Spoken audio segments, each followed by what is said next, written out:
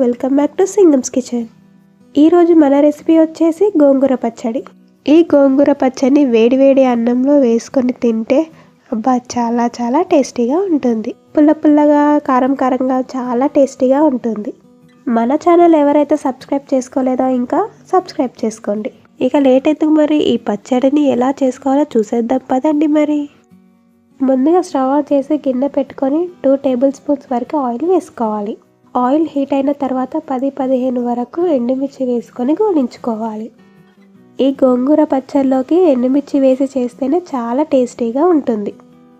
ఎండుమిర్చి గోలాక మిక్సీ జార్లో వేసుకొని సరిపడా ఉప్పుని వేసుకొని గ్రైండ్ చేసుకోవాలి. మరోసారి అదే గిన్నెలో ఆయిల్ వేసుకొని 2 టీ స్పూన్ల జీలకర్రను వేసుకోవాలి. అలాగే ఇందులోనే 2 స్పూన్ల ధనియాలు కూడా వేసుకోవాలి. వీటితో పాటు 10-15 వెల్లుల్లి రెబ్బలు అలాగే ఒక టమాటో కూడా వేసుకోవాలి. ఇవన్నీ ఒకసారి కలుపుకొని మంచిగా గోలించుకోవాలి. ఇవి గోలిన తరువాత ముందుగానే ఒక కట్ట గోంగూర ఆకుని తెంపి శుభ్రం చేసుకున్న గోంగూర ఆకును కూడా వేసుకొని మూత పెట్టి గోలించుకోవాలి. మంటని స్లిమ్లో పెట్టి గోలనివ్వాలి. 2-3 నిమిషాల తర్వాత మూత తీసి కొంచెం చింతపండుని వేసుకోండి. గోంగూర ఎలాగైనా పుల్లగానే ఉంటుంది కాబట్టి కొంచెం చింతపండు వేసుకుంటే సరిపోతుంది.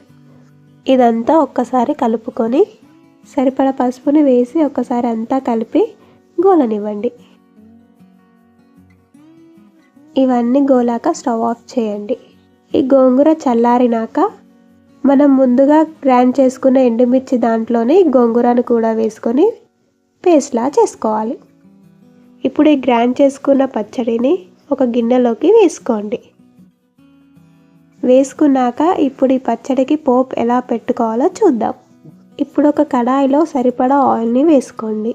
ఈ గోంగూర పచ్చడికి కొంచెం ఆయిల్ ఎక్కువగానే పడుతుందండి, చూసి వేసుకోండి. ఈ ఆయిల్ వేడయ్యాక టీ స్పూన్ జీలకర్ర ఆవాలు వేసుకోండి. ఇందులోనే వెల్లుల్లి రెబ్బలను ఎండుమిర్చిని కూడా వేసుకోండి. చివరగా కరివేపాకుని వేసి గోలనివ్వండి. మీకు కావాలంటే ఉల్లిపాయలను కూడా వేసుకోవచ్చు. ఇక్కడ మేము ఉల్లిపాయలను కూడా వేసుకున్నాము. ఈ ఉల్లిపాయలను బాగా వేయించాల్సిన అవసరం లేదు, దూరగానే ఉండనివ్వండి. ఈ ఉల్లిపాయల వల్ల గోంగూర పచ్చడి టేస్టీగా ఉంటుంది. అలాగే మనం అన్నంలో వేసుకొని తింటే మధ్య మధ్యలో తాకుతుంటే చాలా చాలా టేస్టీగా ఉంటుంది. ఇప్పుడు ఈ పోపుని పచ్చడిలోకి వేసుకొని అంతా కలిసేలా కలుపుకోండి. అంతే అండి, ఈ గోంగూర పచ్చడి ఎంత సింపుల్గా అండ్ ఈజీగా చేసుకున్నామో చూసారు కదా.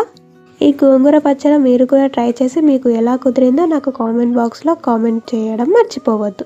ఈ వీడియోని లైక్ చేసి మీ ఫ్రెండ్స్కి షేర్ చేయండి. Thank you for watching.